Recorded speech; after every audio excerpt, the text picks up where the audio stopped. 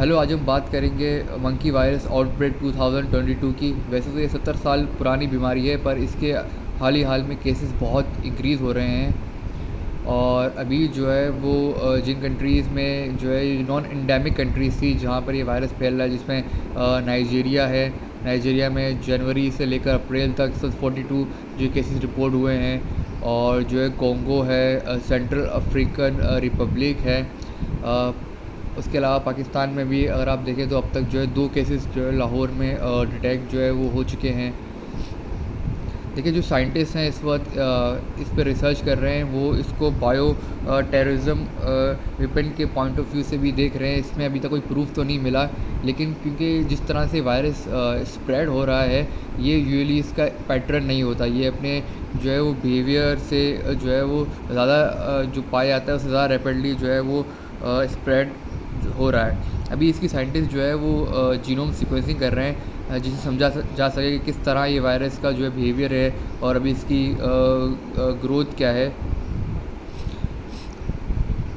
देखिए, प्रिकॉशन में हिफाजती तदाबीर में जो है सबसे पहले तो ये, क्योंकि जो इन्फेक्टेड पेट्स होते हैं उनसे फैल सकता है, तो इसलिए जो लोग जो इंडेमिक कंट्रीज़ है अफ्रीका की और यूके की, जहाँ ये वायरस फैला जा रहा है, 12 कंट्रीज़ हैं इस वक्त जो वहाँ पर अभी ये नॉन इंडेमिक है जो बेसिकली, वहाँ से पेट्स जो है वो ना मंगाएँ।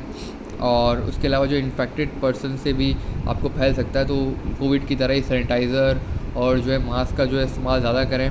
उसके अलावा जो है वो ये अगर इसके जो सिम्टम्स अगर आपको दिखाऊं, तो इस वायरस में ज़्यादातर बुखार होता है, सर में दर्द होने लग जाता है, जो है वो सोर थ्रोट होता है, थकान होती है और रैशेस हो जाते हैं।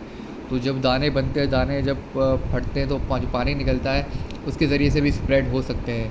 तो जो है वो अभी फ़िलहाल अभी जो इसकी एक मेडिसन है टेकोरेमेट, बेसिकली ये स्मॉल पॉक्स के लिए यूज़ की जाती थी, लेकिन एफडी अप्रूव है ये मेडिसन। लेकिन कहा जा रहा है कि इसको जो है वो मंकी पॉक्स के लिए भी यूज़ किया जा सकता है। इसके अलावा जो है वैक्सीन के हमारे पास एकम 2000 है। ये भी एक वैक्सीन है।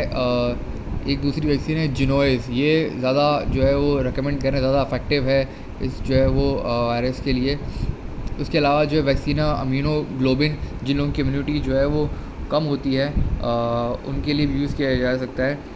इसके अलावा जो है वो सिम्टोमेटिक ट्रीटमेंट है, फ़िलहाल कोई ऐसा कोई ट्रीटमेंट नहीं है। ज़्यादातर इसमें ये कि अगर आपको इसमें अगर ज़्यादा से ज़्यादा जो है पानी का इस्तेमाल करें, डिहाइड्रेट ना रहें, क्योंकि जो है वो अगर आपको वोमिटिंग हो रही है तो इसमें जो है डिहाइड्रेशन हो सकती है, इसलिए फ्लूइड इंटेक ज़्यादा करें। और ये भी कहा जा रहा है जिनको पहले हम सब लोगों को जो है स्मॉल पॉक्स वैक्सीन लगी है तो वो भी प्रोटेक्शन देगी, लेकिन इसके अलावा भी अगर जो है अगर वायरस अगर अफेक्ट कर सकता है तो फिर जो है वो उस फॉर्म के लिए जो है वो रिसर्च कर रहे हैं कि कौन कौन सी जो है वो मेडिसन जो इफ़ेक्टिव हैं।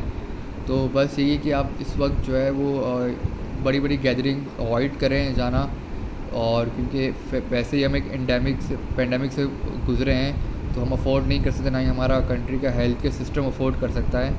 सो बस अपना ख्याल रखें।